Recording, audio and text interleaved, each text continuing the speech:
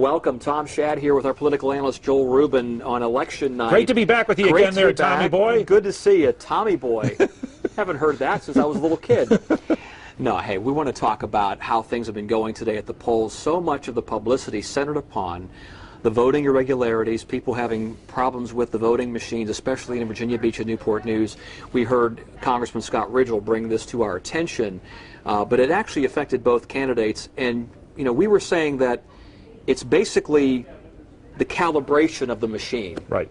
So it's not really affecting the final result of the vote. It shouldn't. It shouldn't. We have to wait for that. And I think you have to remember determined. What's going on inside the precinct. Okay, 99.9% of the people who go to vote are taking this very seriously. This isn't a survey to say, how did my car dealer do on the service on my Honda, or did I get good service at McDonald's or something? I mean, this is a very important thing. Now, in Virginia Beach, we use these touch screens, okay? Right. Not after this year, they won't be using touch screens anymore, but this is the last year. These machines are a little bit old, but whatever.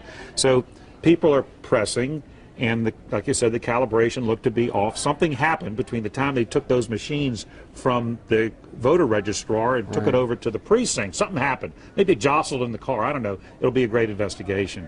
But when we have two reporters on this I now, know you do, looking into it tonight, and you should look into it. Absolutely. But what happened inside the precincts is that somebody did this and pushed it. It wasn't working, and of course they're upset. And what do? You go, hey, it's not working. Somebody come over here and help me. And you witnessed that because you were at one of the polls. Yeah, right? and so look, there's 3 or 4 people working inside these polls. Virginia Beach has wonderful volunteers who come in. I assume they're volunteers. And work the polls on election day. And if somebody's got a problem, which 99% of the time they don't, but this election some people did, not a lot of people, but some people, and they come over and they would look at it and fix it. And so nobody did not get to vote. They all got to vote. Now there is some insinuation that some people didn't look at who they were voting for, and maybe they walked out, or they hit cast ballot and took their card out and handed it to somebody and didn't. I can't believe that really happened very often, if at all. I think at the end of the day, we're going to see the results, particularly in the congressional race between Ridgell and Patrick. Ridgell's probably going to win, as everybody expected he would. I mean, I'll let you say that, not me. Well, yeah, I mean, this is his 3rd term. He's running against a woman who's very intelligent, but came out of nowhere. I mean, she'd not been active in the Democratic Party.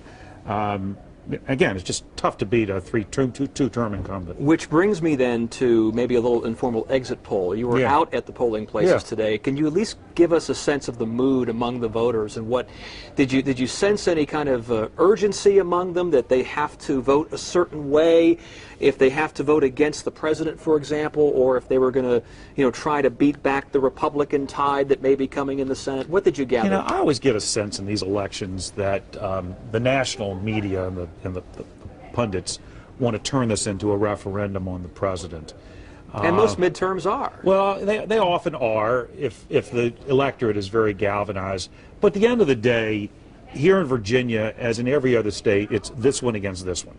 And in this case, it was like the Senate race. It's Warner, former governor, 1-term senator, well-liked, bipartisan image, works hard, smart guy, former businessman, made his money in Nextel and everything, running against Ed Gillespie, who had never run for office before, former Republican Party chairman. He does know his politics. And I will say this, Ed Gillespie on the stump came across very, very well. But Warner's a tough guy to, even though Gillespie did a good job of trying to, paint him into a corner with Obama, Warner's a tough guy to do that too. So if Warner wins, I think obviously it goes against potentially the national trend tonight where Republicans are doing better. But I think Warner is a different kind of guy. So every race has to be viewed as it's this guy against this woman, or this woman against this woman, or whatever it is. And so if Warner wins, it's because he had Gillespie as his opponent.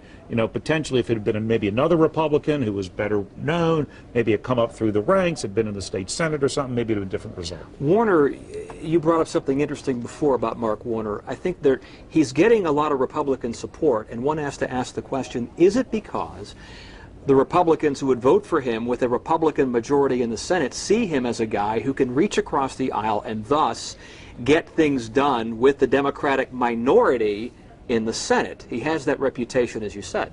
Perhaps. Are we reaching here? I think we're reaching because, look, I live in Virginia Beach, okay? Virginia Beach is an odd Republican city. I mean, I think some survey came out recently listed Virginia Beach as the second most conservative city in the country.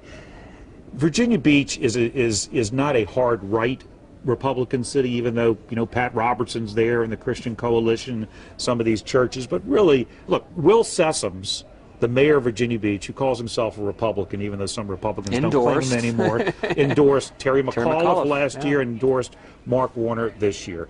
Mark Warner is a good Republican for Virginia, a Democrat for Virginia Beach. A lot of Republicans, moderate Republicans, can easily support a guy like Mark Warner. So, you know, there's some Democrats that come across as real liberal. Mark Warner is really an unusual character that he has been able to really walk that line down the middle of being a sort of a moderate, even though he votes generally with the president and with Harry Reid.